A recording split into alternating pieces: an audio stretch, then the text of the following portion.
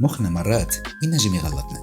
شو ريكم توا التصويرة هذه نحبكم تركزوا فيها بالكدا، تبداو كونسونطري عليها. التصويرة نتاع الحيط هذايا ثم حاجة بيزار في الحيط هذايا، باش نعطيكم كيكو سكوند تخموا وتحاولوا تطلعوها شنيا.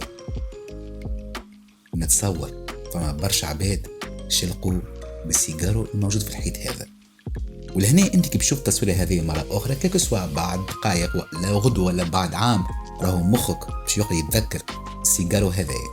والحاجه هذيا تسمى اني في كولابسي، معناتها انت كي تشوف خدعه ولا حاجه راهو اوتوماتيكمون المره الجايه باش تعاود تشوفها ماهيش تعاود تعدى عليك، مع العلم انه ثم حاجات اخرى كي اني في نون كولابسي معناتها على الاقل تعاود تشوف، على الاقل ما تعدى عليك. اما مش هذا الهدف نتاع الفيديو نتاعنا. الفيديو نتاع اليوم حبيت نقول لكم اللي راهو مخنا يسجل برشا معلومات صحيح، اما المعلومات هذوما راهي تنجم تاثر علينا بطريقه مباشره والا غير مباشره، على خاطر احنا كل يوم نجموا نعيشوا حاجات جديده وحاجات نتعلموها، كيك سواء كما قلت معلومه ولا عبد والا حتى لي ريزو سوسيو. معناتها في لي ريزو سوسيو احنا نسمعوا برشا حاجات، الحاجات هذوما ينجموا ياثروا علينا. لهنا الدرجه نتاع التاثير راح تختلف ما بين عبد العبد، وزاد تختلف بالعدد المرات تاع التكرار. انك كي تسمع حاجه تسمع فيها ديما ديما ديما راح تنجم تاثر عليك. مرات راهو احنا مخنا يقولنا اللي احنا قاعدين نخمو بشكل حيادي مع دو فاسون نوتر، اما رانا احنا انفلونسي ومتاثرين من حاجات نجمو شوفناها من قبل.